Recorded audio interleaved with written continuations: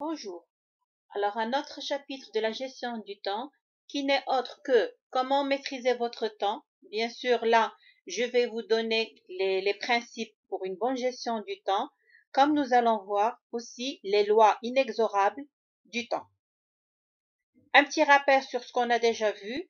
Alors, on a vu l'utilité, c'est-à-dire l'importance du temps dans notre vie, que ce soit personnel ou professionnel. Et on a déjà vu pourquoi il faut faire une gestion du temps. Nous avons traité la priorité, la gestion des priorités, en parlant des tâches importantes et urgentes. Euh, et bien sûr, dans ce chapitre-là, nous allons voir comment mieux gérer votre temps et bien sûr se servir des lois inexorables du temps pour une bonne gestion du temps. Je répète encore une fois, ce chapitre-là, vous allez le trouver dans playlist gestion du temps. Alors on commence.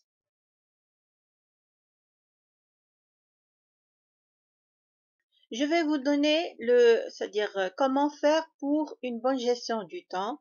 Premièrement, bien sûr, il faut mentionner ou bien écrire toutes les tâches que vous devrez faire, c'est-à-dire établir la liste des différentes tâches que vous devrez faire et essayer par la suite de les trier selon leur importance et leur urgence.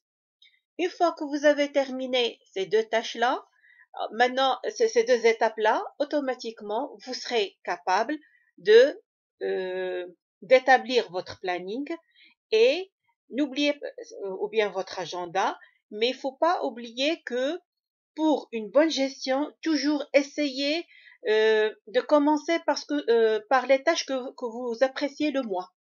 Pourquoi? Tout simplement parce que en début de journée, c'est-à-dire votre potentiel et votre énergie est au top. Donc, même moralement, vous êtes bien. Donc, vous pouvez commencer par les tâches que vous appréciez les moins.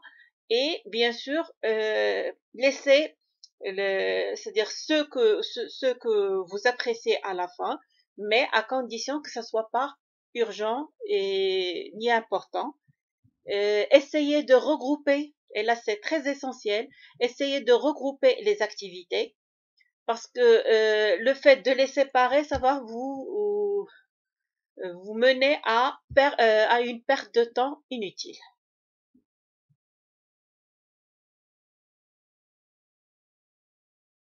Deuxième principe d'une bonne gestion du temps, c'est comment chasser les voleurs de temps. Mais avant de pouvoir remédier à ce problème, il faut savoir qu'est-ce qu'on entend par voleur de temps. Un voleur de temps, c'est tout simplement toute sollicitation ou bien une demande qui n'est pas en cohérence avec vos priorités ou bien avec les missions que vous vous êtes fixées. Toute personne ou bien toute situation qui nous éloigne de nos priorités, ça représente un voleur de temps potentiel. Il faut distinguer entre les voleurs de temps internes et les voleurs de temps externes. Quand je parle de voleurs de temps externes, automatiquement, je parle de smartphone, bien votre téléphone. Faut pas oublier que le fait de recevoir toutes les 5 minutes ou bien tout le temps des appels ou bien des notifications, euh, ça va causer un manque de concentration et automatiquement, il vous serait très difficile de la retrouver par la suite et ça va constituer une bonne perte de temps. D'accord? Inutile. Alors, pour remédier à ce problème-là, il suffit d'utiliser, c'est-à-dire un message au niveau de votre boîte vocale quand vous avez un travail très important ou bien quand vous êtes sur une tâche qui demande plus de concentration. Et par la suite, bien sûr, votre téléphone il doit être mis en silencieux, c'est-à-dire essayez de filtrer vos appels. Et par la suite, tous les appels que vous allez recevoir, vous pouvez c'est-à-dire rappeler ces personnes-là, pas en fin de journée ou bien lorsque vous allez terminer votre travail. Alors, un autre voleur de temps, ce n'est autre que les collègues de travail. Que vous travaillez seul ou bien que vous partagez votre bureau avec d'autres collègues, euh, si vous n'essayez pas de donner, c'est-à-dire dès le début, dès le début, vous montrez, c'est-à-dire vous imposez votre loi au niveau de ce bureau-là, vous allez, c'est-à-dire perdre un temps vraiment très précieux et d'une façon inutile, du fait que si vous laissez les collègues à entrer chez vous rien que pour discuter, pour des choses qui sont inutiles, qui n'ont rien à voir avec c'est-à-dire votre travail, ou encore, c'est-à-dire avoir des visites à votre bureau, non pas pour discuter avec vous, mais pour discuter avec vos collègues, votre ou bien vos collègues. Là aussi, ça va vous, c'est-à-dire vous manquez de concentration, d'accord? Alors, essayez de vous imposer et c'est-à-dire parce que là c'est un milieu, c'est un lieu de travail et non pas un lieu comme c'est pas un café pour discuter, d'accord? Toujours en parlant des voleurs de temps externes, on parle des réunions. Alors là, pour les réunions, il faut toujours chercher, c'est-à-dire quand vous avez à assister à une réunion, essayez de jeter un coup d'œil sur c'est-à-dire le sujet qui sera traité au niveau de cette réunion. C'est très essentiel parce que parfois des réunions qui durent plus qu'une heure, c'est-à-dire l'horaire normal d'une réunion, maximum, je dis c'est le maximum une heure, parfois il y a des réunions qui durent jusqu'à 2 heures. Et le problème, c'est que vous ne placez aucun mot durant cette réunion et le pire, c'est que ça ne concerne pas votre travail, mais vous êtes obligé d'y assister. C'est-à-dire là, euh, essayez d'être, c'est-à-dire au niveau des réunions, essayez d'être un peu ferme et essayez d'être vigilant de telle sorte de- d'assister que réunions qui sont bien qui concernent la nature de votre travail. À part les réunions, il y a les visiteurs externes. Quand je parle des visiteurs externes, automatiquement je parle des commerciaux. Alors, chaque fois, il y a un commercial qui vient et le pire, c'est lorsqu'il est sans rendez-vous. Si vous le laissez faire une seule fois, donc il va continuer à le faire euh, quand il veut. Alors, essayez de ne recevoir des gens que sous rendez-vous, surtout lorsque vous êtes occupé et vraiment lorsque vous êtes en train de faire une tâche qui est très urgente et importante, carrément de ne recevoir personne et de laisser votre message à votre secrétaire pour mieux expliquer, c'est-à-dire à la personne qui aimerait c'est-à-dire vous voir, quand elle pourrait revenir pour le faire.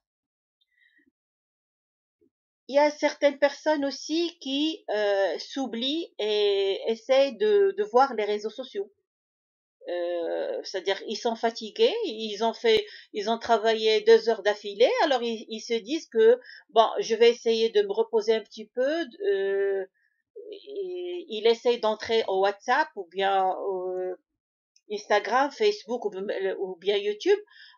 Pour eux, ils vont le faire seulement pendant 5 minutes ou 10 minutes, le temps de se reposer et de reprendre le travail.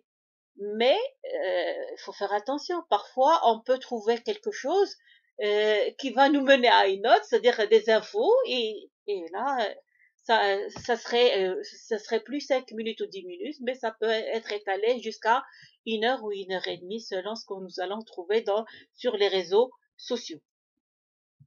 Parfois, il vous arrive de tomber sur votre propre piège du fait lorsque vous travaillez dans une vraie anarchie, que vous n'essayez pas de bien organiser votre bureau, que ce soit au niveau de vos documents, d'accord, ou bien que ce soit même au niveau de votre PC. Vous enregistrez vos fichiers sous un nom qui n'a rien à voir avec le contenu.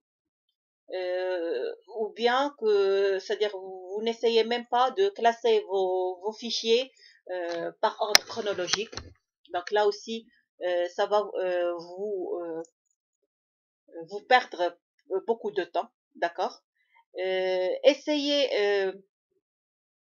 de bien ranger aussi bien votre PC, entre guillemets, et que vos documents, c'est-à-dire vos documents, ou bien, c'est-à-dire tout document que vous avez, que ce soit par ordre alphabétique ou bien par ordre chronologique, c'est-à-dire selon l'importance de ces documents. Ayez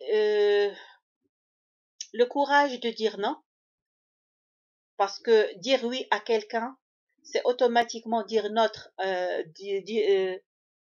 pardon, à autre chose. Il faut jamais oublier ça. Donc, vous avez planifié votre journée en arrivant au bureau. Vous démarrez votre première tâche de la journée et il y a un collègue qui vient et avec son problème et qui demande votre aide. Bien sûr, parce que vous êtes bien éduqué, vous pouvez pas dire non, donc vous essayez de l'écouter, de savoir, c'est-à-dire la nature du problème et après de chercher une solution pour lui. Là, c'est bien. C'est bien d'aider vos collègues, mais il faut pas oublier que vous avez, vous aussi, durant cette journée, des tâches qui sont très importantes et urgentes et vous n'avez pas assez de temps pour l'aider durant cette journée.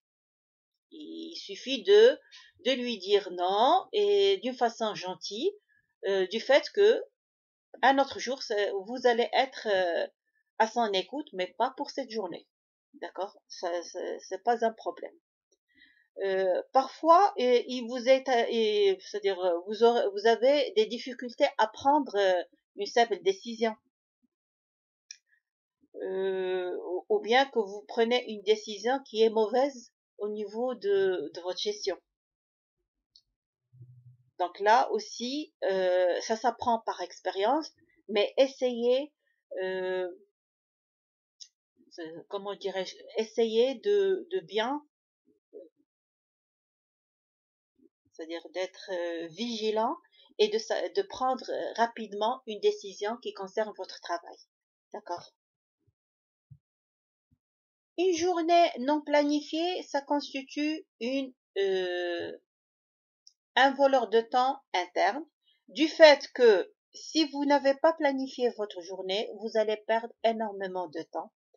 Alors, pour une bonne planification, essayez d'écrire ou bien de mettre une liste des différentes tâches que vous devrez effectuer durant la journée et non pas d'attendre à ce que les autres vous donnent du travail. Et bien sûr,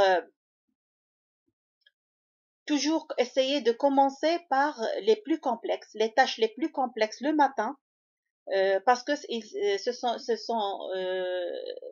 le type de tâches qui demandent plus d'énergie. D'accord?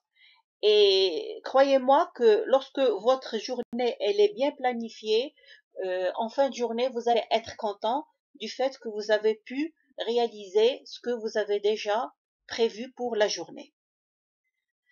Un autre voleur de temps interne lorsque vous êtes trop perfectionniste.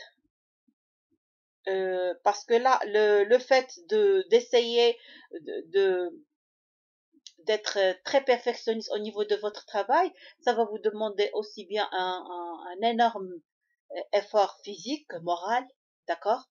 Euh, c'est bien de faire votre travail correct, mais il faut pas avoir une exagération parce que là, ça va euh, vous mener à une perte de temps inutile.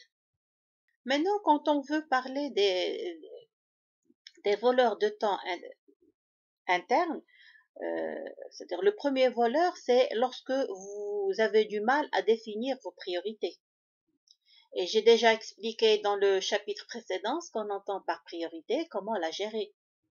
Alors, je vais refaire un petit rappel ici. Chaque tâche, elle a une priorité, soit urgente, soit importante. Si vous avez des tâches qui ne sont ni urgentes ni importantes, vous devrez automatiquement éliminer ce type de tâches. Lorsque vous avez des tâches qui ne sont pas urgentes, mais qui sont importantes, automatiquement, il faut faire un planning, c'est-à-dire essayer de les planifier euh, c'est-à-dire pour plus tard, suivant le délai demandé, d'accord, selon c'est-à-dire leur échéance. Lorsque vous avez des tâches qui sont urgentes, mais qui ne sont pas importantes, donc là, il faut penser à faire une délégation. Et enfin, lorsque vous avez une urgence, c'est-à-dire une tâche qui est urgente et importante, il faut donner votre priorité à ce type de tâche. Le deuxième principe pour une bonne gestion du temps, c'est une bonne gestion de ses emails. Comment? Tout simplement, il faut savoir utiliser des couleurs pour distinguer les différents types de messages. Ça, c'est très important. Pour votre messagerie, essayez de vous imposer un temps pour le faire le matin, lorsque vous entrez au bureau, parce que vous pouvez très bien recevoir un mail qui va carrément changer tout le planning de la journée.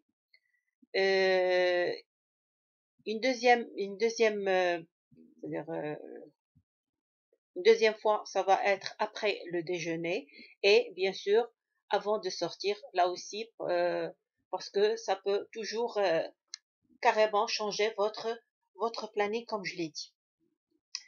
Essayez de traiter les emails qui vous sont destinés en personne. Parce que parfois, il y a des emails qu'on reçoit au niveau de notre, c'est-à-dire au niveau de notre boîte, mais qui concerne le service. C'est-à-dire que tant que c'est pour le service, la tâche, elle peut être effectuée par l'un ou par l'autre. Par contre, il y a des tâches, il y a des emails qui vous sont destinés en personne. Donc, essayez de commencer par ce genre d'email.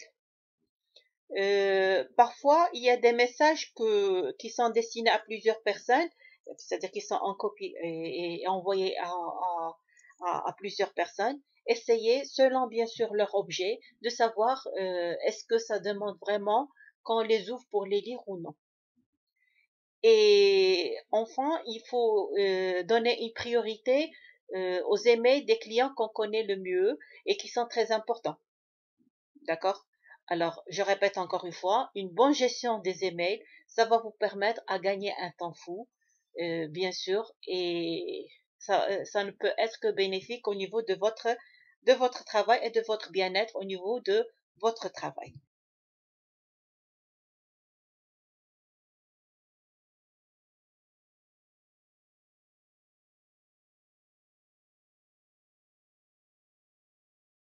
Le quatrième principe d'une bonne gestion du temps, c'est d'être un stratège du temps.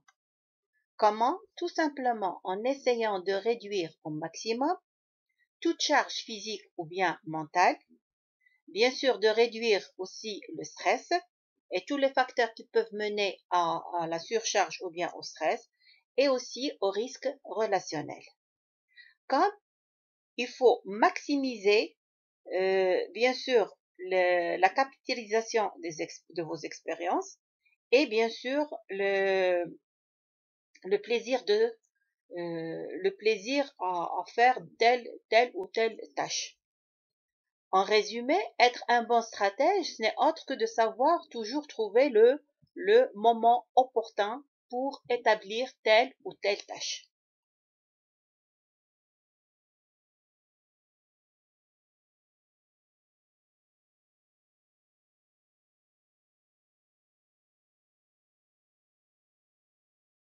Dernier principe pour une bonne gestion du temps, ce n'est autre que prendre du recul. Qu'est-ce qu'on entend par la prise de recul? Tout simplement, il faut savoir résister à l'urgence.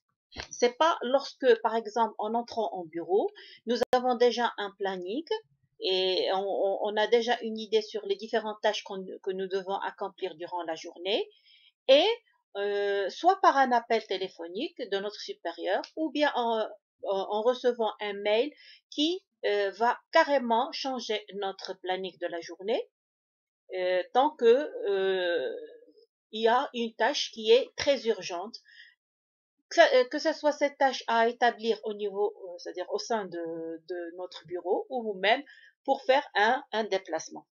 Si vous vous alarmez, si vous perdez contrôle, automatiquement, croyez-moi, que même cette tâche-là, vous serez incapable de la faire correctement.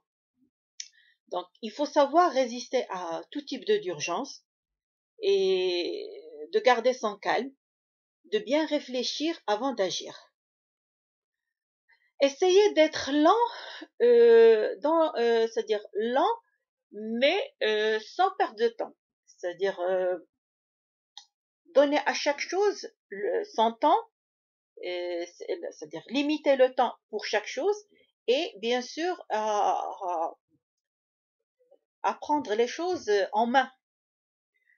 Parce que toujours pour prendre une décision qui est importante, il faut jamais agir à chaud, c'est-à-dire agir sans réfléchir. Mais il faut se donner du temps de telle sorte à avoir un maximum de renseignements ou bien de connaissances sur tous les éléments qui concernent ce genre de tâches avant d'agir. D'accord? Maintenant, on va passer aux lois de la gestion du temps.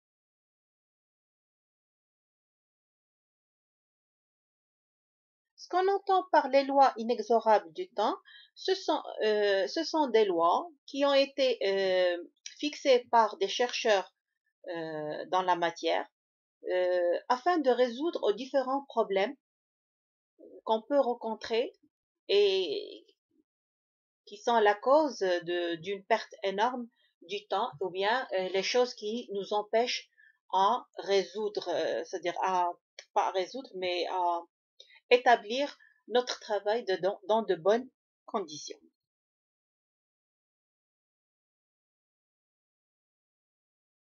Alors pour les lois, je commence par celle de Monsieur Parkinson, la loi de Parkinson. Le principe de cette loi, c'est que le travail, il se délate comme le gaz jusqu'à ce qu'il utilise tout le temps disponible. Je m'explique. Plus qu'on dispose de temps, plus qu'on va prendre de temps. C'est-à-dire on va prendre plus de temps.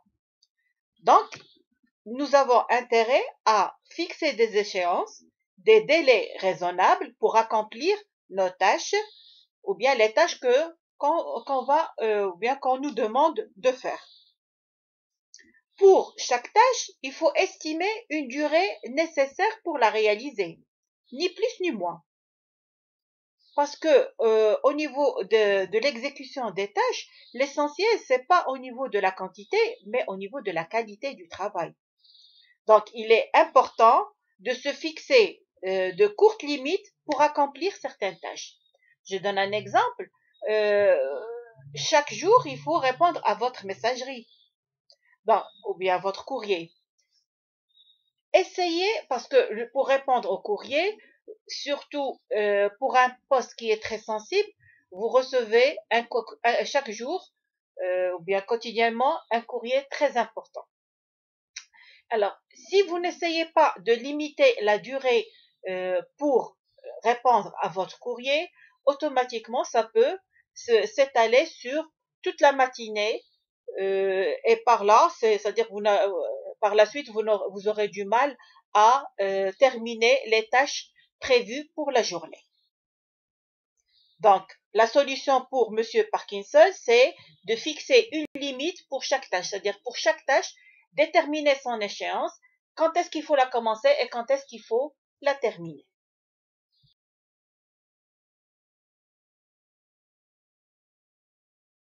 Deuxième loi, c'est le principe de l'économiste italien Pareto. Son principe est le suivant. Tout simplement pour Pareto, il dit que 20% de nos efforts, ils produisent 80% de résultats. Alors, tant que c'est seulement 20% qui produisent 80% des résultats, alors nous passons 80% de notre temps sur l'accessoire. Pour lui, il faut se concentrer sur l'essentiel. Et pour cela, c'est-à-dire pour Monsieur Pareto, il il est préférable de revoir nos priorités de telle sorte à se concentrer sur les tâches importantes et essayer de déléguer les tâches secondaires. Comme il ne faut pas hésiter à abandonner tout projet qui n'est pas rentable, afin de ne pas gaspiller ni notre temps, ni notre effort, et encore moins nos ressources humaines et financières.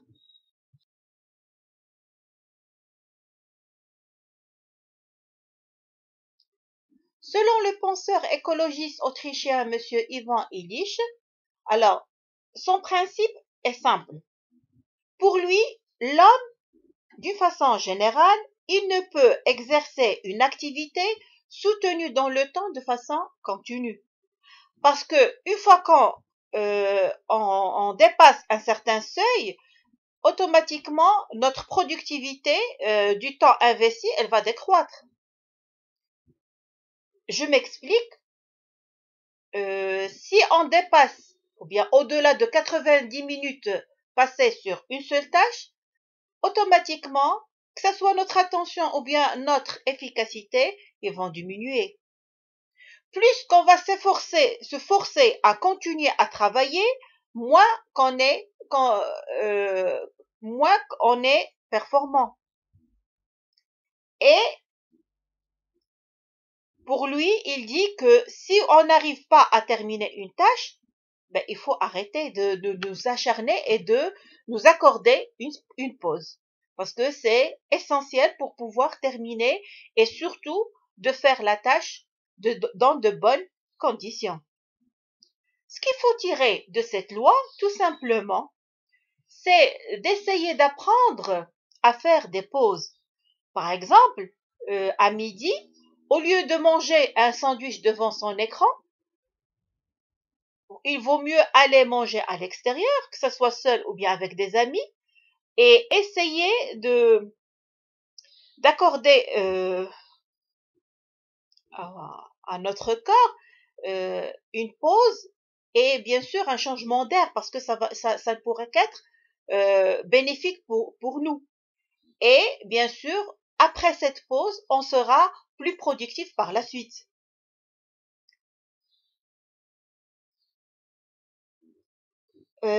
Aussi, il ne faut pas oublier que toute tâche qui demande plus d'énergie, plus de concentration, il vaut mieux, c'est-à-dire au niveau de l'établissement de notre planning, de la mettre dans les phases ou bien dans la période où on est le plus productif.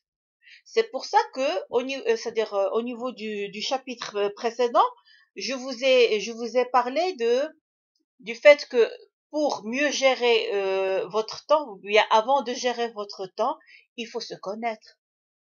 C'est-à-dire, il faut se connaître du fait que quand vous êtes plus productif. Est-ce le matin ou bien, c'est-à-dire le matin quand je dis, c'est-à-dire à la reprise du travail, ou bien après 10 heures, ou bien l'après-midi. Donc, parce que c'est le moment où on est le plus productif, c'est à cette période-là, c'est à ce moment-là qu'il faut mettre les tâches qui demandent plus de concentration, plus d'attention.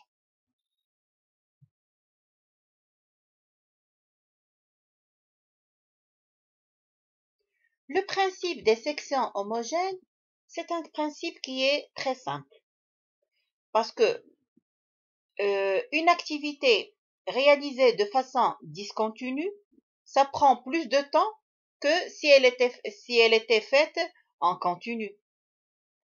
Donc, quand vous êtes en train d'établir ou bien d'accomplir une tâche, essayez de la terminer avant de passer à une autre tâche. C'est-à-dire essayer de se protéger de toute sollicitation extérieure et surtout d'apprendre à dire non. Et là, je l'ai déjà expliqué auparavant.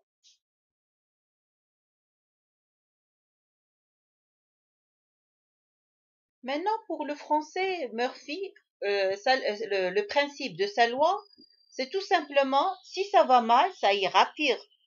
Rien n'est si simple qu'il n'y apparaît. Je l'exprime autrement. pour Murphy, si tout ce qui est susceptible de mal tourner, il tournera mal et au pire moment. De ce fait, quand il y a un problème, automatiquement, il faut le traiter tout à fait à son début, sans hésitation.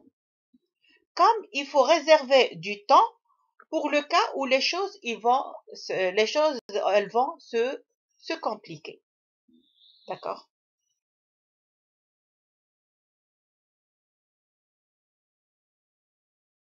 Alors, pour le principe de Laborit. Pour monsieur Laborit, le principe c'est le principe de plaisir. Pour lui, l'homme, il va vers ce qui lui fait d'abord plaisir. Je m'explique. Alors, monsieur Henri Laborit, qui est un chirurgien et un neurobiologiste français, pour lui, notre comportement, il nous pousse à faire ce qui nous fait plaisir en premier. Parce que au travail, automatiquement, notre instinct, il nous incite, à fuir le stress. Et de ce fait, c'est-à-dire chacun d'entre nous, il repousse une tâche au lendemain.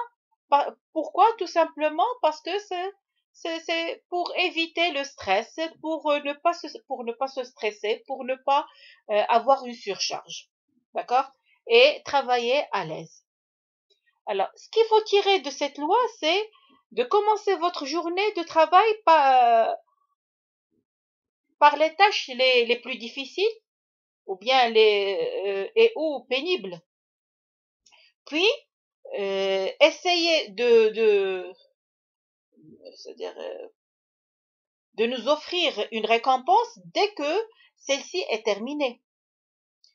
Il faut planifier nos journées à l'avance en fonction de la difficulté de nos activités. C'est-à-dire, je m'explique encore plus. Alors, pour Laborit, il faut se forcer la main. C'est-à-dire, quand on a une tâche qui est très difficile, qui demande plus de concentration, un effort énorme, que ce soit physique ou bien mental, automatiquement, il faut le compenser juste après par 3 missions ou bien 2 missions qui sont motivantes. C'est-à-dire, ceci va nous permettre d'oublier la surcharge qu'on avait tout à fait au début de notre journée. Comme il faut prendre, c'est-à-dire l'urgence, elle doit prendre le pas sur l'important. Tant qu'il y a quelque chose qui est urgent, automatiquement, il faut commencer par ce genre de tâche, comme je l'expliquais quand j'ai parlé de la priorité.